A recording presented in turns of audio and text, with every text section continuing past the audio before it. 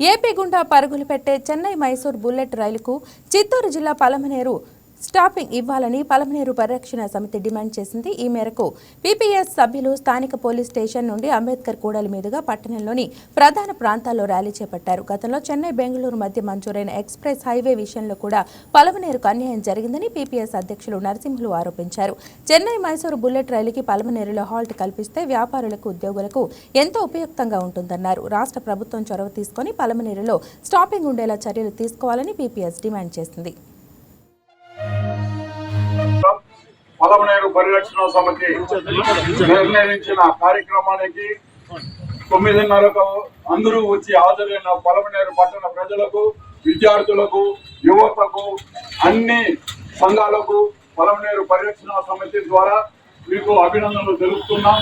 ముఖ్యంగా ఈరోజు మనం ఎందుకంటే ఇక్కడ ఈ నిరసన కార్యక్రమం తెలుపుతున్నామంటే మన భూభాగంలో బుల్లెట్ ట్రైన్ వెళ్తూ ఉంది.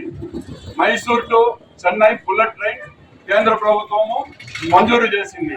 ఆ మంజూరు చేసిన తర్వాత కర్ణాటక రాష్ట్రంలో 5 హాల్ట్లు ఉన్నాయి, 5 చోట్ల స్టాపింగ్ ఉంది.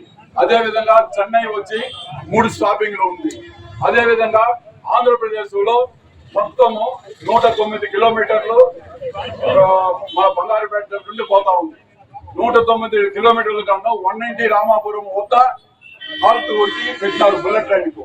కానీ 190 రామాపురం పేరుకు ఆంధ్రప్రదేశ్ లో ఉందే కానీ అది కాట్పాడి, వేలూరు, రాణిపేటకు సంబంధించిన వాళ్ళకి నియరెస్ట్ దీనిగా ఉంది.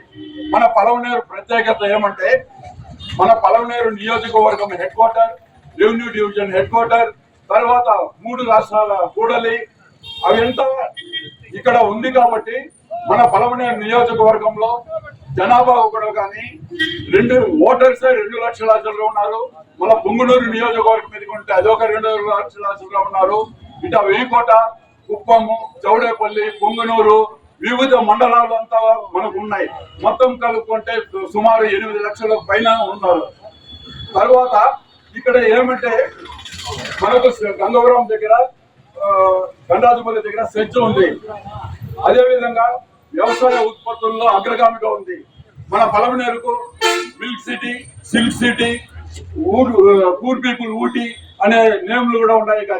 కానీ ఇంతవరకు మనకు ఎలాంటి